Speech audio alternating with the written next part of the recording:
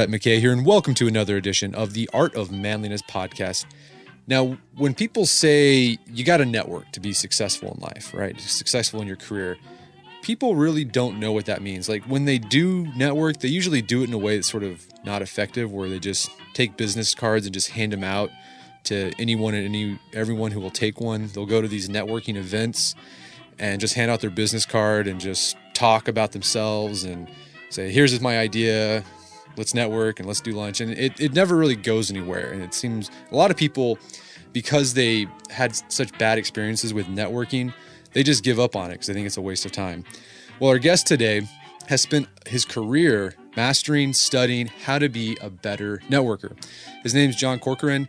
He is an attorney, but he also owns a website called Smart Business Revolution, where he writes content, has a podcast about how to be an effective networker so you have more success, not only in your career, but also in your personal life. John is also a regular contributor on the Art of Manliness. You've probably seen some of his articles on our site about networking and social skills and things like that. They always do really well on the site. So today we're going to talk about how to be an effective networker and how to do it in a way that it's not annoying, it doesn't seem sleazy, it's comfortable for all those who are involved, and how to do it in a way that it actually make a difference in your life and the life of the other person. We're going to talk about how you can systemize your networking so you can keep track of all your contacts. We'll discuss why even if you have a quote-unquote blue-collar job, you should also be networking, because you often associate networking with sort of office, white-collar jobs. And we'll also discuss why college-age men who are still in college, still in school, should start networking now so they can have more opportunities presented to them when they get out into the workforce. So just a podcast that's just jam-packed with actionable information. I think you're really going to enjoy this, so let's get on with the show.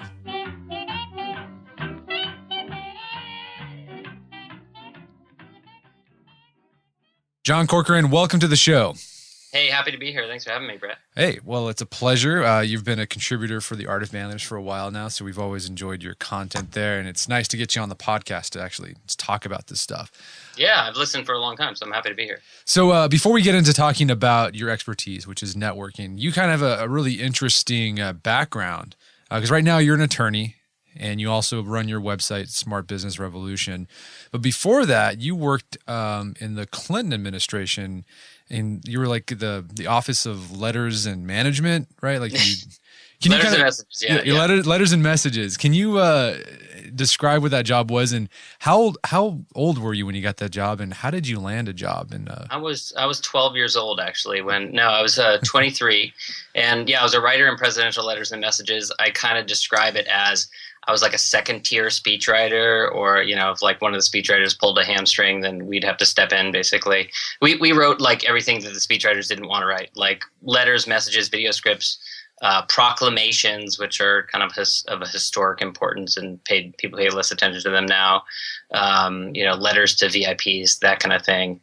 And I had previously been in the speechwriting office during college. Actually, during college, I did an internship in the White House speechwriting office in the fall of '97, which was right before the whole Monica Lewinsky scandal hit. And I went back, graduated from college, kept in touch with people, and I can get into the whole story of how I ended up getting a job there, but ended up coming back and getting a job when I was 23. So was it networking that landed you that job? Better believe it, yeah. So it was basically keeping in touch with, the other speechwriters who were there, other people who worked at the White House, keeping in touch with people in Washington, D.C. What happened was I'd graduated from college. I knew I'd like to get a job back there at the White House, but not everyone who interns is able to get a job there. They take, hundreds and hundreds of interns each year, and there are not a lot of people who get those coveted jobs at the White House. So I was on the lookout for it. But, you can't just like pester people regularly, like send them emails or call them and say, so is there a job? Is there a job? So, I just tried to be of use to the speechwriters. I would clip out things and send things to them, speeches that I saw that I thought were helpful, or quotes or articles, just keeping in touch with people and trying to be of use to them. And then what happened was, it's kind of a funny story. I heard from one of the speechwriters that there was this job opening for a writer, and I'd been an English major in college, and I'd been a writer my entire life, so I wanted to be a writer, so I was very excited about it. And So I knew I might be getting a call one of these days from the person who was hiring for it. And so one day I do get this call out of the blue from the woman who eventually ended up hiring me. And she calls me up and says, yeah, just wanted to see if I get a resume and a writing sample and find some more information about you. And I said, sure, that's great. I'll send you my resume. And actually, if you want to see a writing sample, you can open up today's New York Times. I have a letter to the editor in today's op-ed page of the New York Times. It was a bit of a coincidence, but I knew that they might be calling around them. And I'd sent that letter to the editor a couple of days earlier. It just happened to hit on the very same day that I got that phone call. And the reason I tell that story is because if you have an opportunity that's coming along, then you can position yourself. You can do things in order to create opportunities for yourself so that you look the best that you can. You put your best foot forward, so to speak. So after that, I ended up interviewing for the job, doing a writing test, all that kind of stuff, and ended up getting the job. Okay, so you kind of started mastering networking at a pretty young age. Now you're an attorney, but you also have your website, Smart Business Revolution. Yeah. And where you talk about networking. And why did you decide to devote an entire blog to networking and teaching people about it? I'd love to say that there's this master plan behind it, but it was more of an evolution. So what happened was I've always written for the web. I've always enjoyed writing. And so I started blogging years and years ago, and it kind of evolved. And what happened was I would write related to my legal practice because I'm a lawyer. I'm still a practicing lawyer. And my clients are mostly entrepreneurs and small business owners. And I would write for that audience. And eventually I realized that writing about legal topics was too disorganized. People would come and go. There was no way of creating a sense of community or anything like that. So I pivoted, I rebranded, I changed it, and I started writing more aimed towards entrepreneurs. But I also found that at that point it was too broad. Also, I was talking about a lot of different topics that were of interest to entrepreneurs, but not narrowly focused enough. And at the same time, actually, Antonio Centino was one of the big influencers who also writes for Art of Manliness. He kept on saying to me, you're really good at using relationships and knowing how to develop relationships with people. You should do more on that. You should tell people more about that.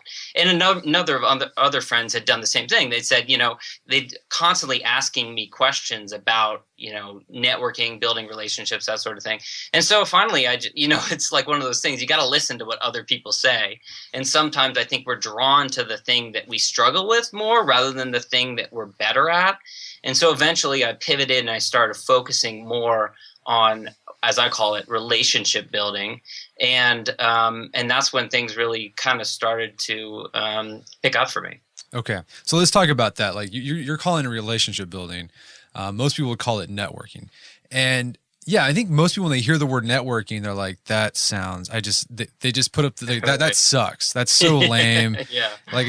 Images of networking events in hotel lobbies where they're handing out their business card and shaking hands and giving their elevator pitches. That's what comes to mind.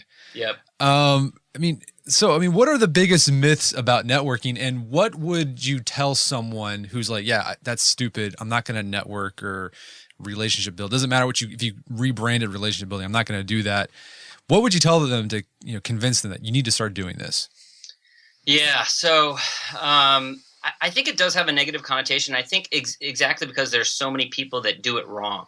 There's so many people that turn it into a sales pitch immediately, and we've all been in that situation where we're at some event and we meet some person and they're immediately trying to sell us on something. And that's not the way to do it anywhere, in any circumstances. In any circumstances, when you meet someone, you got to take some time to get to know them. It takes a while for these things to unfold, whether we're talking about building a relationship through someone through the media or online or offline or in person or whatever, it takes a while. And so the people who do networking bad, and the reason that networking has a bad connotation is because of people who try and force it, try and make it happen too quickly.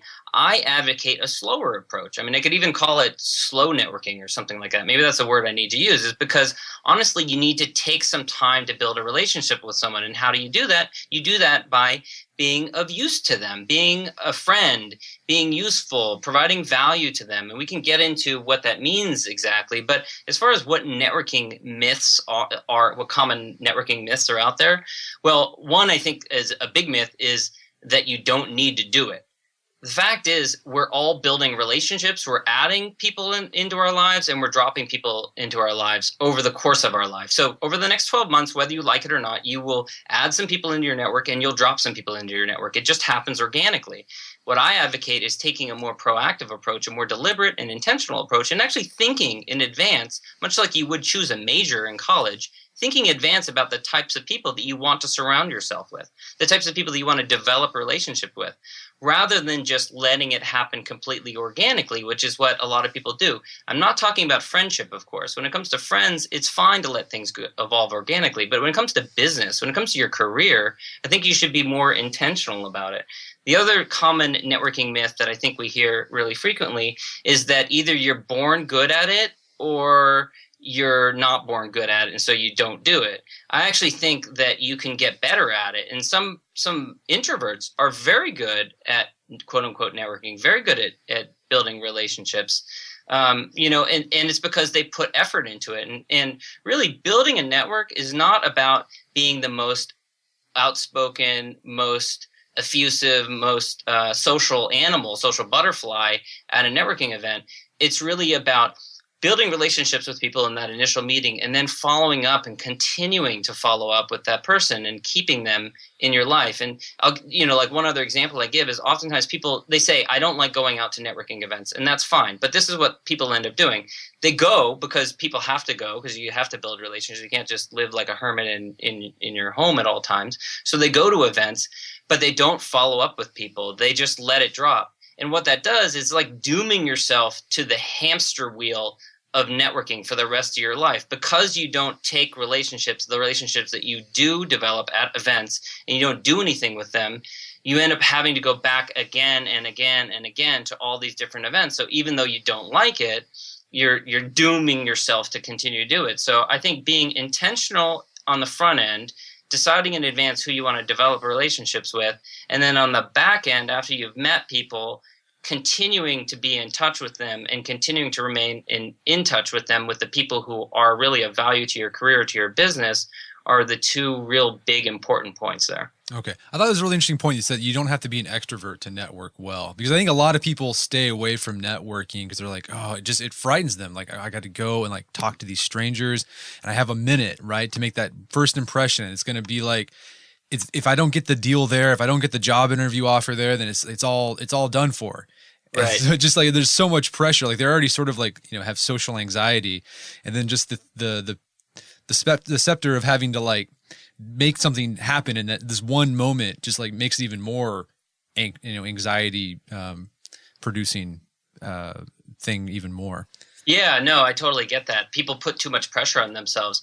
And the reality is that it's a lot longer process than that. Yeah, I don't think you need to worry about getting everything smushed into the initial meeting. You can actually, that can take a little bit of the pressure off. In fact, one of the tools that I advocate that people use is called a conversations list. And a conversations list is basically just taking the time to define in advance the 50 plus people who you'd like to develop a relationship and deepen a relationship with over the course of the next 12 months.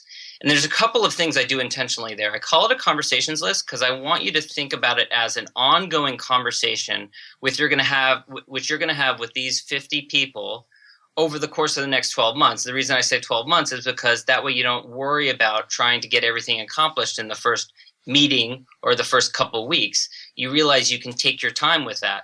And if you do that over time, over the course of a couple of years, you can really radically revamp the circle of people that you have around you, which is something that I've just done naturally throughout my career. And looking back on my career now, and I realized that I did it over and over again. I did it in politics. I actually worked in the entertainment industry. I was an early employee for DreamWorks. So I worked for both Bill Clinton and Steven Spielberg at different times in my career. After that, I went and worked in Silicon Valley for a couple of years. And now, of course, I'm an attorney and I depend on relationships in order to get clients.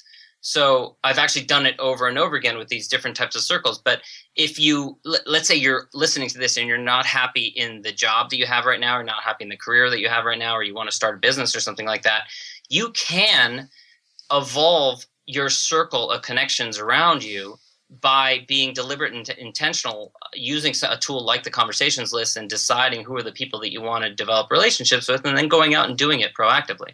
So you decide you want to, be proactive and network and do all that stuff. But how do you do it in a way that's not annoying, right? And that it just doesn't, because I get approached all the time with people who want something with, like, they want to work with the art of manliness and they want to network, but like there's always, it's a lot of times it's just very annoying. Like just ask. And it's like, I only have so much time and energy, so I can't give myself all, to these people. So like, how do you do it in a way where it's just like, it's useful, like as you say? Yeah. Well, the first thing I'd recommend is checking out the book, How to Win Friends and Influence People by Dale Carnegie, which a lot of people have heard of, but a lot of people haven't read. So I'd recommend reading that book. The book is almost 100 years old, and yet the reason it sold tens of millions of copies is because the advice in it is timeless. And the advice is that if you're meeting someone, if you're developing a relationship with someone, to be attuned to what they're interested in and to be inquisitive and to learn about that person. So that's the first thing that I think that you should do and should be doing when you're should do. That makes a lot of sense. You should be doing when you're developing a relationship with someone. You should be learning what is going on in their life, learning about them, learning what their interests are, learning what's going on with their family if they want to share that, learning what their goals are. And only once you learn those things can you not be annoying. I mean, the people who are annoying are the people who are just interested in themselves, right? And in Dale Carnegie's book, there's a number of classic examples, but there's an example of a guy who goes to a dinner party and he ends up having this conversation with, I think it was a biologist or marine biologist or something like that. And he has this great conversation and the person was asking questions of the biologist all night, like question after question, because he'd never met a biologist before and he was really interested in the topic. And he was using the Dale Carnegie strategies, which is to ask questions of people. And then at the end of the night, the biologist goes to the host and says, I had this great conversation with this guy. He was a great conversationalist. And what's so funny about that is that the guy who was asking questions wasn't really making conversation. He was actually just asking questions and taking interest in that person. And most people really enjoy talking about themselves and they really enjoy talking about things that are of interest to them. So the lesson in that is you don't need to be the world's greatest conversationalist. You just need to take an interest in that person and then to pick up on details about them, what's going on in their life, and then find ways in which you can add value to that person's life. And so what I try and do when I meet someone new is just try and find out what's going on with them, what's going on with their business, what's going on with their life. Do they have a son or daughter who's about to go off to college? Maybe I can give them some advice on colleges that they're considering. Do they have a favorite type of food? Maybe there's a restaurant that they haven't heard of nearby that I can recommend to them. Maybe they're going on vacation sometime next month to some place that I've been to before. Like Brett, you and I have both been to Vermont on vacation. Mm-hmm. Maybe they're going to Vermont. We can give some recommendation of somewhere they can go to in Vermont. Something like that. I think that is the way that you ensure that you're not annoying. Okay. But even when you start, the whole goal is to provide value, be useful in any way, right? But I guess there's a point, like, you shouldn't like provide value, then like, hey, follow up with, can you help me out with this? Like sort of the give and take. I mean, should you just be more like give stuff and then wait? Like, how do you know when you call in that favor? I mean, it sounds very like Godfather mafioso, but like, how do you know when it's a good time to, capitalize on this relationship that you're developing? Yeah, I think it varies with each person and with each relationship. If you develop a tighter bond with that person, then they're probably more likely quicker to come to you for whatever service it is you provide or think of you. I think that you need to weave into the conversation things that are helpful, but that are also remind the person of what it is you do. So if you're a service provider like myself, then one thing you can do is just provide helpful advice. So let's say that you're a photographer listening to this and you want to get photography clients. Well, you could just weave in advice and tips. Like maybe you're talking to someone who you've met and they just, they mentioned that they just had pictures taken, formal portraits or something. Maybe you can give a little tip. Like you can say, oh, by the way, it's fall right now. So the colors are, browns and oranges and greens. So, before you have your photo session, you should try and wear a sweater that matches that palette if you do an outside photo shoot. That's one way that you could be of use to that person. And it's not saying like hire me to be your photographer. It's actually the opposite. It's actually just being useful to them. And if you prove that worth, if you prove that you're so useful, then they're going to immediately think of you. Either they're going to think, wow, we should really hire this person. They gave me this great piece of advice, which is a really good tip. Or if they have a brother-in-law, a sister-in-law, something like that, some friend who needs to hire a photographer, even if they don't hire you, they might refer you out to that person. That sounds an awfully like what's that from Miracle on 34th Street, where like Macy's was like recommending customers go to Gimbals if there's like a cheaper price or something like that. Do you remember that scene?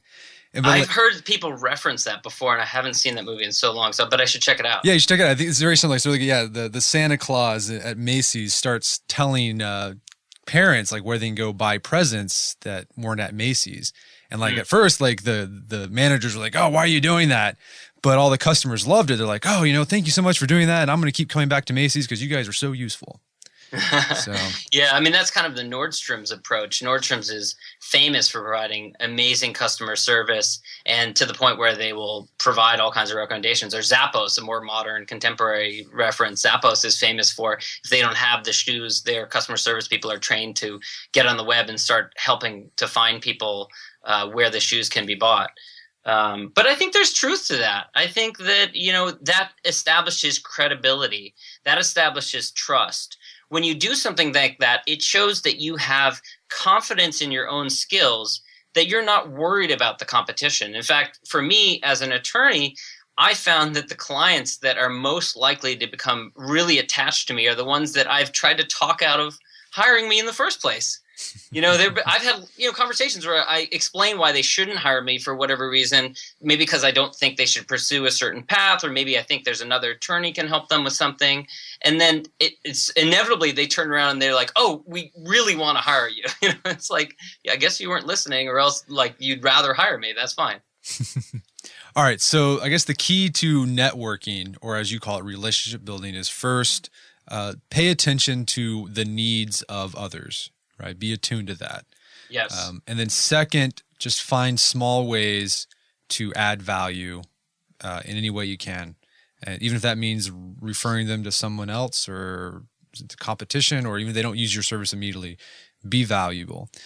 But here's the question I have: how do you make time for that? Right, because like you only have so much time in the day, you only have so much energy, and if you're spending all that time helping others who you might not be able, you're thinking about your business, right? You're making an investment in your business, and they might not, might not have any return on investment at all, or for a long time. I mean, how do you manage that? How do you decide, okay, I'm going to spend my time helping this person as opposed to not helping that person?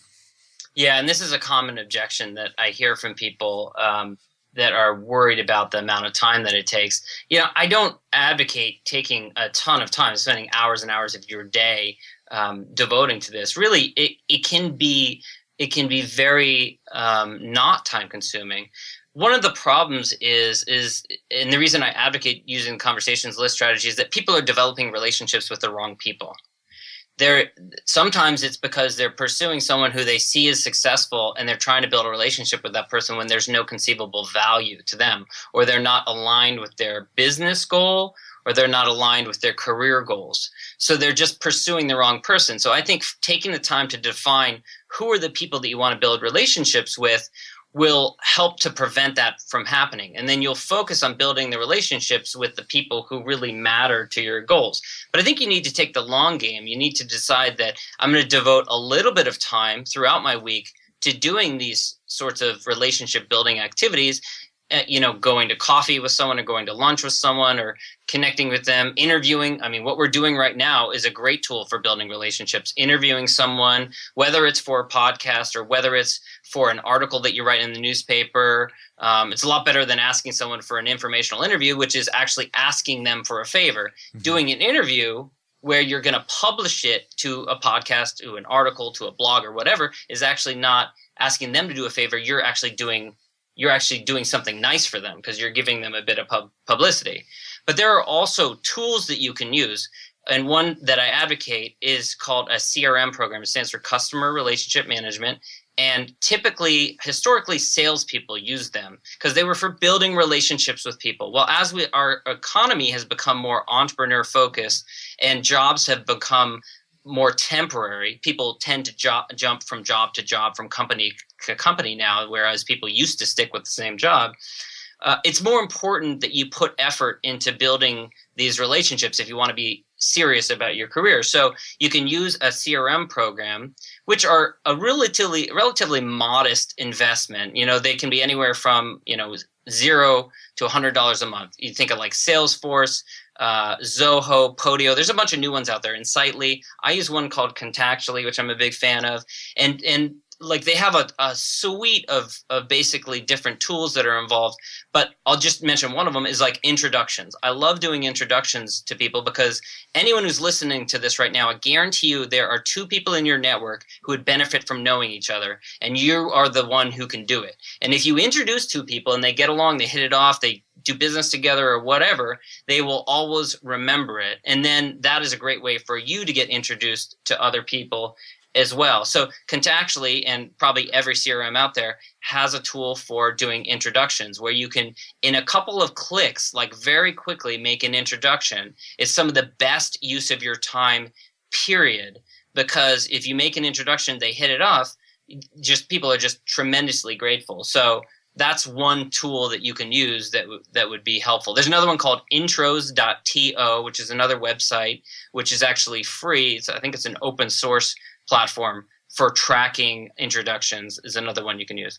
Does speaking of like systems you can use, I mean, I guess to be really effective with this, you need to systemize and organize your networking.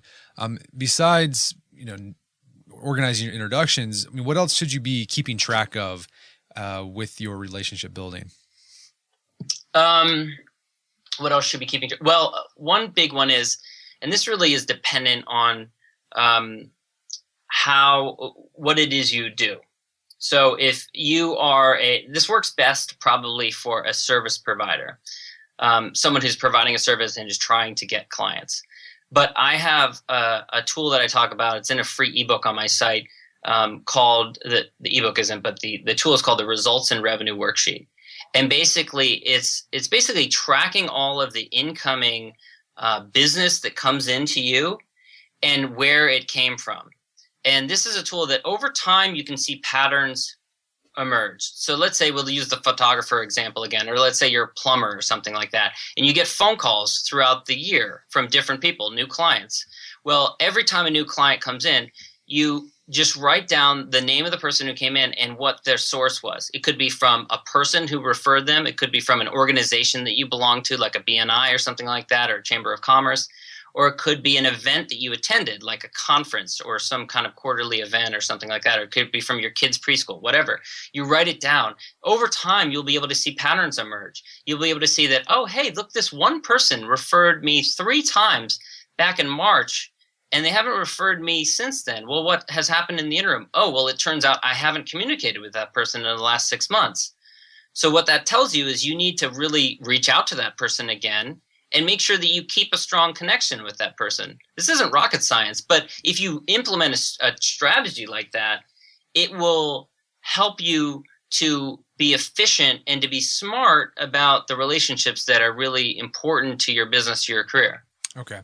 Let's go back to introductions, because this is something you and I have talked about in emails back and forth before. Like, what's the etiquette of introduction making? Because I have lots of people who make introductions to me all the time. I know they're trying to be useful, But oftentimes what happens is that the person that they're introduced me to, like, I don't see any value. Like, there's nothing there. Like, I'm like, this isn't a good fit. And so it's always awkward. It's like, nice to meet you, but no thanks. Because I don't want to seem like I'm a jerk, right? Yeah. So like, should you ask before, like, you say, can I introduce you to someone, or should you just make the introduction? Yeah, it's funny because you and I have talked about this, and my opinion on it has evolved a little bit. Initially, I did feel like, just go out there and make the introductions. And if it's not a good fit, it's not a good fit. But then after talking to you about it, talking to some other people about it, and also, honestly, I get more introductions now than I did a couple of months ago, than I did a year ago. And so I've been on the other end of those as well, where you get an introduction and you're kind of like, I'm not sure why this benefits. That's kind of on the other person. It's the person who's doing the introduction.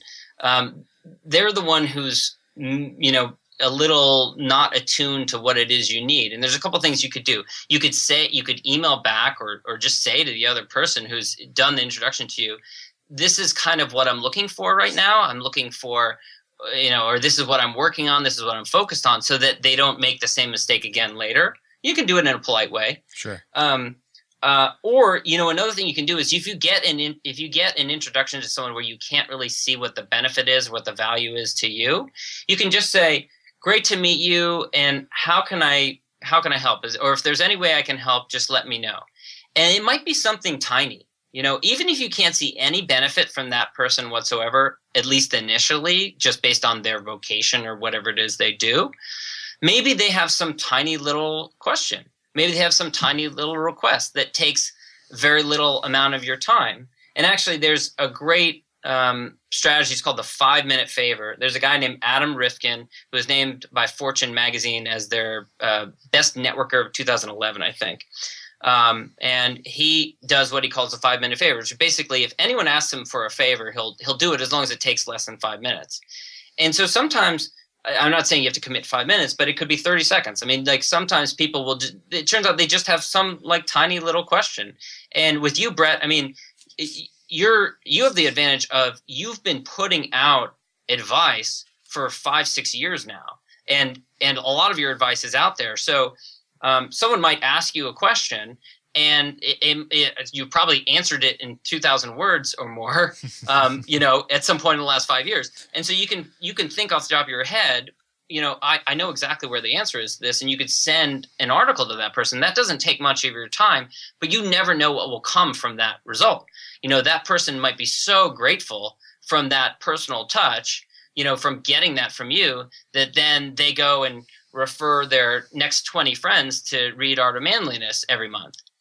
So that's how I would probably approach it. But I do agree with you that I think that you have to perceive first, you have to be attuned to what the other people need. And anytime you make an introduction, it needs to be mutual. It needs to be, there's benefit to both sides. That's what I always try and do. I don't know if it always works out, but that's what I always try to do. And then the other thing is, I also try and judge how busy the other people are. And the busier the person, the more likely I'm going to send an email in advance that says, hey, I'd like to introduce you to so-and-so. Here's why I think it could be a benefit to you. Would you like me to make that introduction? If not, no harm, no foul. And I've done that with you. I've done that with lots of other people before. And it takes a little bit more of your effort. But even if you don't actually make the introduction, the person that you've offered to make the introduction to is grateful that you offered to make the introduction. Even if they respond and say, that's okay, I don't think I need the introduction. I think that they're still grateful that you put out the gesture that you wanted to make the introduction. Okay. Here's another question that I have. So you're putting yourself out there. You're trying to build relationships, add value. How do you deal with like rejection, right? Like someone says, no, thank you, I don't want your help. Because I'm sure that happens a lot, right? So what? And for some people or for some guys, that could be like sort of devastating because for whatever reason, right? What's your advice on handling rejection in the networking process? Yeah, that's tough. It's part of the process. I mean, you have to recognize that you're gonna experience some rejection, and you're going to have to be a bit resilient. There could be a number of reasons why you're experiencing rejection, or why someone doesn't. Oftentimes the rejection doesn't come in the form of, no, sorry, I'm not interested in meeting you. It might come in the form of them not responding to your email. You send an email and you don't receive a response, which there could be a lot of different reasons for that. It could be the person just is really busy. It could be their business is busy. It could be they have some personal thing going on in their life. You never know what's going on in someone's life. So the first thing I would say is don't take it personally. A lot of people receive a lot of email, or they just are very busy, or the timing isn't right. I mean, oftentimes it's just the timing's not right for you at that time or with that person. You can't expect every connection to be dynamite. Even if it's someone who maybe you're really excited about meeting or really excited about the potential of getting to know, maybe that person has lots and lots of people in their life of the category that you fall into. So, getting back to, like, if you're a photographer, maybe that person has lots of photographers in their life. And so they just don't have a need for another photographer in their life. And so, you got to take the approach of, well, it won't always work out. Or maybe, I've had lots of great relationships work out where the first time we connected, for whatever reason on my side or their side, the timing was not right. Something was going on in one of our lives where we didn't make the connection, and then something happens later. You circle back a month or two later, you email each other once again, or you meet at another event, and then a nice relationship blossoms. So take the long game, like I mentioned earlier, take the long game and realize that sometimes there are going to be little minor setbacks, and the timing might just not be right. Okay. So a lot of our listeners are in college or in grad school. How can college-age guys start networking now? Yeah, that's a great question. And I know, because I get a lot of emails from college-age guys after I write articles. So I hear this a lot. And I got a great example. There's a guy who's in college who emailed me a couple of months ago. I think it was after reading one of my articles on Art of Manliness, and said, I'm interested in developing a relationship with the president of my school. And so they have open office hours. So I was just going to go in and introduce myself. What should I talk about? And it was kind of funny. It was like, okay. And first of all, I was like, good for you for doing that. I mean, I guarantee you this president's probably sitting in the office hours, and very few people take the initiative to come in and introduce themselves. And then the second thing I said is, think about what perspective you can provide that can be of help to that president. And you'd be surprised. There's probably a lot you can do. And so I said, think about, maybe there's some initiative that president is really passionate about on that campus that they want to get going. Or maybe they just want some feedback from what the pulse of the students is. They want to know what the word is on the street, so to speak, in the college. They want to know, what it's like, or maybe they're interested in, what if we were to, do bands in the plaza at lunch on Fridays? Would that go over well? Is it worth the investment? Would that improve morale? Something like that. And so I said, go in with an attitude of that, and just offer, to be a liaison to the students, or to inform the president about things that are going on that the president might not know about. So this guy ends up going and doing that, and emails me a couple of months later and said it went fabulously. They ended up having this great conversation, and the president, wanted a ton of feedback on these exact things that we talked about. So you might have more perspective than you think. And you can do the same thing out in the real world, where you can provide perspective to people, basically on what your view of the world is. The other thing I would offer is, again, introductions, getting back to introductions. No matter how much you think your network isn't worth anything, there probably is someone that you know already, even if you're in college, who you can introduce to someone else. You don't need to start with your dad's friend who's a partner at a big law firm downtown. You can probably start smaller. You can start with a couple of people within your network. Just start the practice of, it turns out that, my friend who goes to this other college, maybe you've got a friend who went to UCLA and another friend who went to UCLA, and it turns out that they don't know each other, and you can introduce them. That's it. you could start by doing that, and then you can build it as a practice throughout your life and just continue doing that. Eventually you work your way up the scale. Eventually you find yourself introducing more and more people at higher and higher levels. And I mean, I've had amazing results from introducing people. I've had people start businesses together. I've received emails from people. I had an email from a guy a couple of months ago who I'd introduced to someone else. He said, I probably got $10,000 out of that introduction because we did business together. And I get that sort of thing, and I am just so glad. And then the second thing I say is, great, next round of drinks is on you. Yeah, and that's a really, I mean, just find ways to be, I'm sure even though you're in college, you can probably find ways to be useful for people that, you know, you want to work for eventually, or within the, you know, university administration.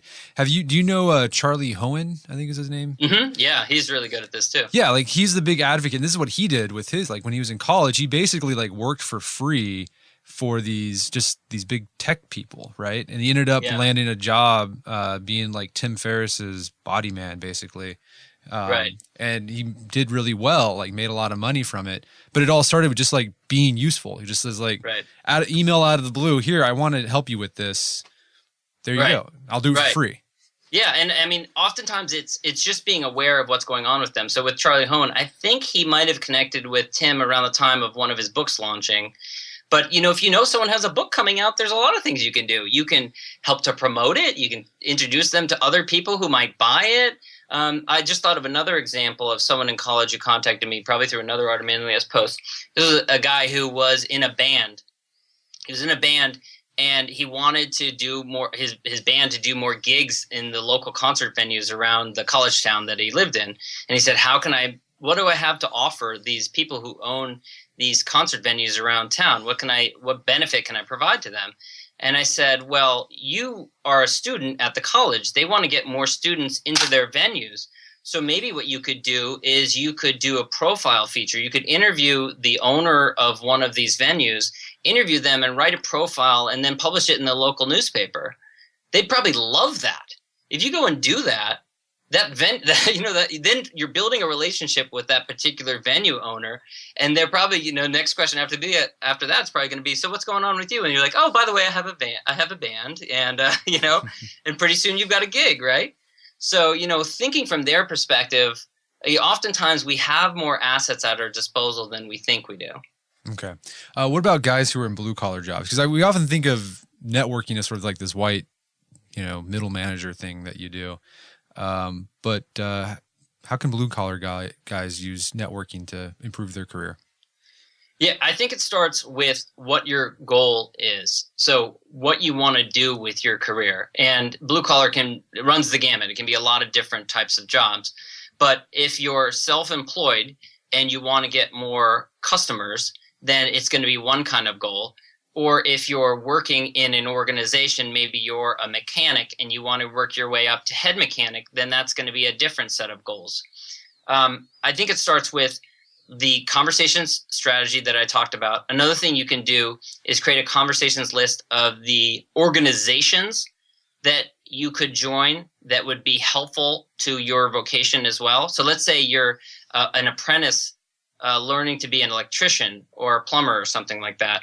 Well, there are probably organizations in your local community where you could build relationships that would be helpful to that career, help you work your way up the ladder and get more income. So you could brainstorm a list of 10 different organizations that you could join. It could be like a local chamber of commerce. It could be like a BNI group, Business Network International.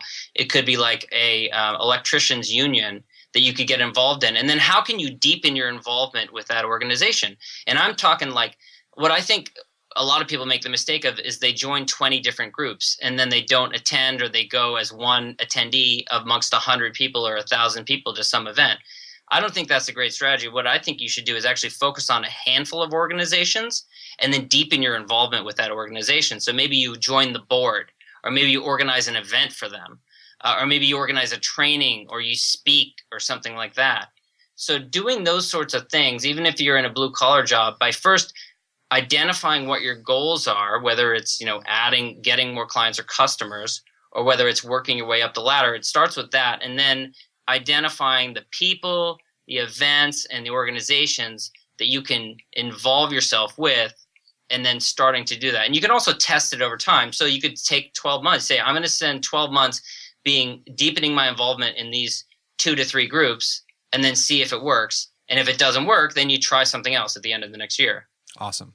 Do you have any tips? Because you've written about this before, but what are your tips for connecting with VIPs? I mean, let's say on your conversation list, you want to connect with, I don't know, the president of some corporation, some, high profile journalist, a politician. I mean, what are your tips for connecting with those types of people? Okay, so one of the things that this has been, this is a little controversial sometimes. I have a strategy that I talk about, which is keep it personal stupid. You've heard of keep it simple stupid? So this is keep it personal stupid. So if you have the right opening, the right opportunity, you should look for an opportunity to have a conversation with someone about something having to do with their personal life rather than their vocation. Personally, I find it very boring when I meet someone and we immediately launch into talking just about vocation. It's not a great way to get to know someone better. But you have to look for the opportunity. So you have to wait for someone to open the door. Maybe they mention something, maybe you're at an event and you're talking to someone and they mention, I have to leave in a little bit because I'm going to my daughter's volleyball game. And then that's an opening for you to say, oh, really? Your daughter plays volleyball. What level? College, high school? Take interest in it and then follow up with it. And maybe you have some connection to volleyball that you can follow up with them as well. And I'll give an example. Like I asked an example on social media a couple of months ago. I asked people, what would you say to Oprah if you met Oprah? And it doesn't need to be Oprah. It could be someone else who's of equal accomplishment within your industry. I just use her as an example because she's famous. But if you were to meet Oprah, what would you say to someone who's of that level, that caliber of success? And the types of questions that people responded were these deep, deep questions like how do I get started in starting my own TV network? And like, how do you publish your own magazine? And how do I break into the TV industry? And, honestly, if I was talking to Oprah Winfrey, I wouldn't talk about any of those things. The handful of things that I know about Oprah Winfrey, which admittedly are not that much, would be that she likes yellow labs. I've read that somewhere. She has a house in Santa Barbara, which is where I went to college, and a few other things. And I'd probably just end up talking about those little personal things because that's you're so much more likely to build a personal bond with them. And I'll just tell one quick story about working at the White House. So one of the perks, I guess you can call it, when I worked at the White House, I don't know if they still do this, but the president would record the historic radio address in the Oval Office on weekends, on either Saturday or Sunday morning, and they would invite some VIPs down and employees down to, if you get it on the list, it wasn't a lot of people, down to listen to him record it, and then they do a very quick photo line where you get a picture with the president. And so I did this around the time I was leaving, and my family came in from out of town and in order to do it, because when do you get a picture in the Oval Office? And I'd been given a tip beforehand about that if you want to get a little extra time with him, bring him a gift. And at that time, President Clinton was actually collecting DVDs. He was building up his DVD collection, and he liked old Westerns. So we go and get a couple of old Westerns. We put a bow on them. We bring them with us. We go down to the Oval Office. He comes in at the last minute, walks in, records the radio address without skipping a beat, and then immediately does the photo line. And they're like members of Congress and like Hollywood directors and famous people and stuff. And everyone's going by really quickly, and they get up to us, and we hand over this gift to him. And he immediately looks at it, and then we end up having like a 5-10 minute conversation about old Westerns, about going to see movies as a kid in Arkansas. My dad actually was a TV film critic when I was a kid, and so he can talk about movies with anyone. And so we have this, just like a very normal human conversation with the leader of the free world standing in the heart of power in the Oval Office with all these other VIPs behind us waiting in line. And the reason I tell that story is because if I can have a very personal conversation with the leader of free world in that circumstances, then you can have a very personal conversation about a quote unquote mundane topic with someone who's very successful in your industry, be it a CEO, be it the president of your company, be it a very successful salesperson, whoever it is. Find that commonality, find that thing, old Western movies, whatever it is. Find that thing that you can talk about and then just have a normal human conversation with them. And then that's the way that you start to build the bonds of a relationship. Awesome. So keep it personal. Yes. Okay. All right. So it's our last question. It's been a lot of great information here. But what can listeners start doing today? Like as soon as they get done listening to this podcast, what can they start doing to be a better networker or relationship builder? Excuse me. I'm not going to live that down, am I? Yeah. No. Well, no. It's a really good way to reframe it. I mean, it's nice. I like it. Yeah, I mean, I think most people like building relationships. They don't like networking, and that's fine. Yeah, I mean, what I would start with is the conversations list strategy that I talked about. Taking 20 minutes to sit down and define the 50 people who you'd like to either deepen an existing relationship or start a new relationship with, because you haven't met them yet, over the course of the next 12 months. That 20 minutes, and honestly, you don't need to take more than 20 minutes. It could take you 15. Could save you 20 years of wasted effort. And that's not an exaggeration. So often people do not take the time to decide and to define who are the people who I want to surround myself with, who engage and inspire me, who are the people who I want to be my ideal circle, my ideal network of friends and confidants and people who I can just pick up the phone and talk to a couple of years from now. Who are those people? Define who those people are. And then start taking steps over the course of the next few months to start to build those relationships. If it's someone that you know already, then just be sure to remain in touch with them every once in a while. Get together with them for lunch or a drink or coffee, or go for a walk or go for a hike or play a pickup basketball game together or whatever. Do whatever it takes in order to deepen that relationship. I think that's the best thing that you can do to be intentional about building the network that you'd like to have in the future. Awesome. Well, John Corcoran, thank you so much for your time. It's been a pleasure. Thank you, Brett. Our guest today was John Corcoran. He is the owner of smartbusinessrevolution.com. Go check it out. It's a great blog with lots of great, useful information about how to be an effective networker. He also has a great podcast where he talks about how to be a networker, has guests who are experts in that field. If you go there, sign up for his free email newsletter, you'll get a free ebook called Double Your Income by Building Relationships with Influencers, with just jam-packed with information on how to connect with VIPs and influencers who can help you progress in your career. So great ebook. smartbusinessrevolution.com. Go check it out. Well, that wraps up another edition of the Art of Manliness podcast. For more manly tips and advice, make sure to check out the Art of Manliness website at artofmanliness.com. And if you enjoy the podcast, you're getting something out of it, I'd really appreciate it if you would go to iTunes, Stitcher, whatever it is you use to listen to the podcast. Give us a rating. I don't care what it is. Just the more ratings, the better. And it'll get the word out about the show. And also, just to let you know, we have started transcribing our podcasts. So if you want to go back and you're more of a reader, you can go read through all of our past episodes. Just go to artofmanliness.com/category/podcast. You'll have the archives of all of our podcasts, and you'll be able to access the transcripts of all those shows. So that's something else to check out. Until next time, this is Brett McKay telling you to stay manly.